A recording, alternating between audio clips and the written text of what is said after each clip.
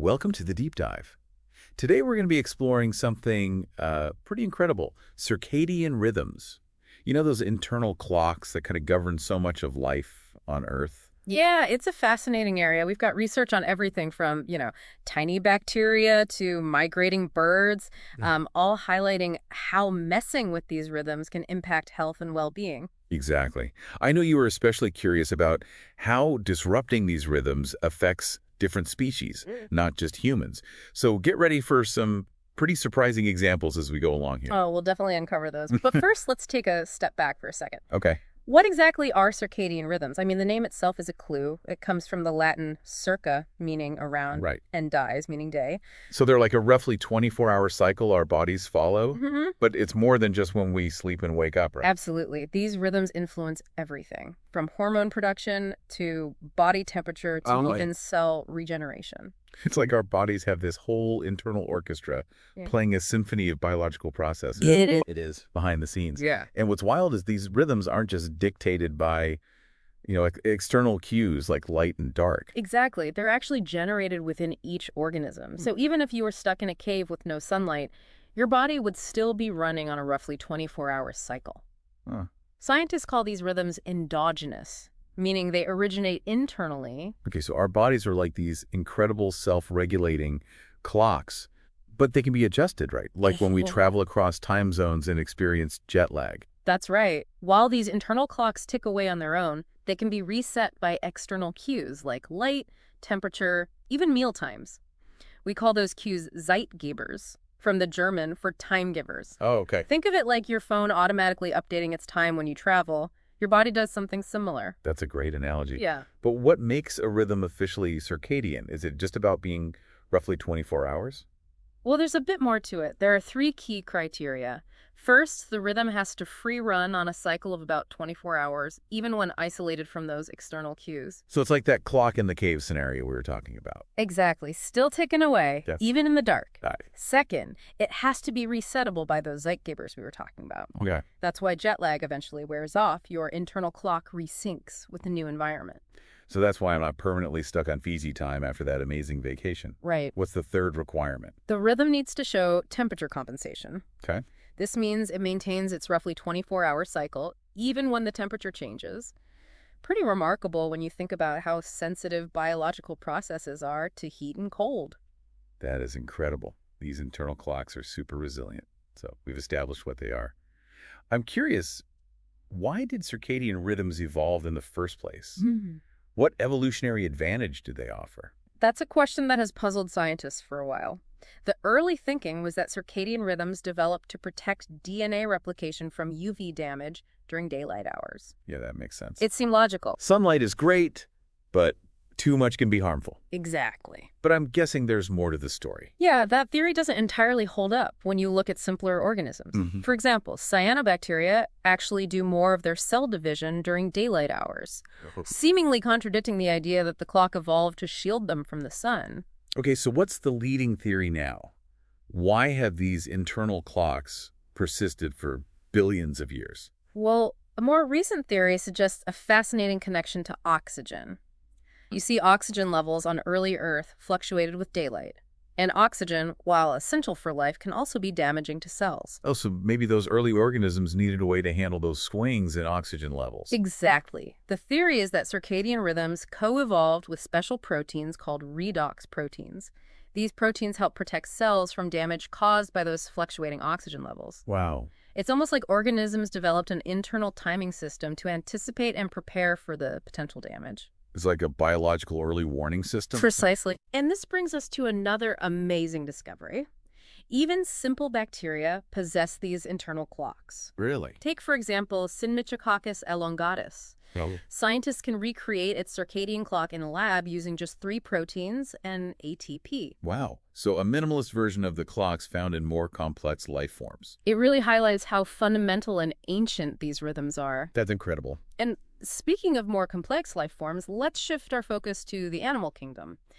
How do circadian rhythms impact animals, and what happens when those rhythms are disrupted? That's a great question, and I know you've got some fascinating examples lined up. Let's dive into that in part 2 of this deep dive. Welcome back to the deep dive. Before the break, we were talking about how even simple bacteria have these amazing internal clocks. It makes you wonder how these rhythms affect animals and what happens when those rhythms get disrupted. Yeah, it's a critical question.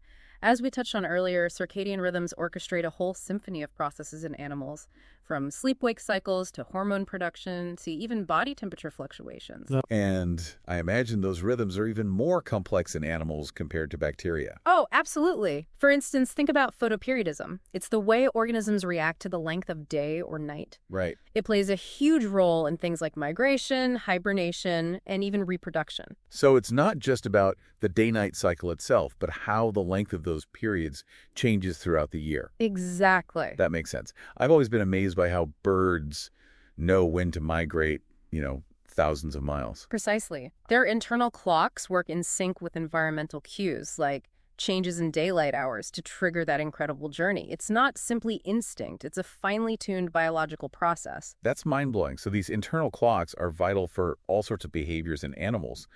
But what happens when those rhythms get thrown off? I'm guessing the consequences can be pretty serious. You're absolutely right. There's been a lot of research on this, and the findings are striking. Let's start with an example from the animal world. Mice with messed up clock genes. I remember reading about those studies. It sounds a little cruel, I have to admit. It is unfortunate, but these studies provide crucial insights into the importance of circadian rhythms. These mice with mutations or deletions in their clock genes show us just how essential these rhythms are for overall health.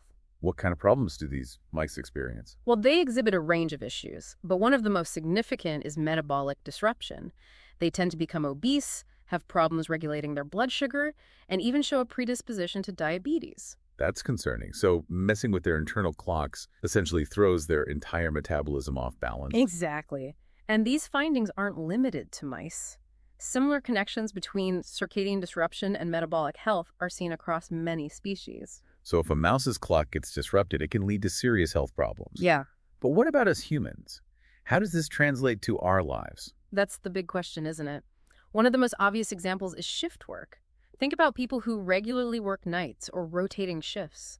Their schedules constantly force them to go against their natural light-dark cycle. Right, that makes sense. It's like their internal clocks are constantly being challenged. Exactly. And it's not just about feeling tired or groggy. Working against our natural rhythms, particularly the light-dark cycle, which is one of the most powerful Zeitgebers, disrupts our internal clocks and can have serious long-term health consequences. Okay, so shift work disrupts our natural rhythms. What kind of health risks are we talking about? Unfortunately, the list is long. Studies have linked shift work to an increased risk of cardiovascular disease, obesity, diabetes, certain types of cancer, and even mood disorders. Wow, that's a lot to consider. So it's not just about getting enough sleep, but also about sleeping at the right times, aligned with our natural rhythms. Precisely. And the impact extends beyond just shift workers. Think about the more common experience of jet lag.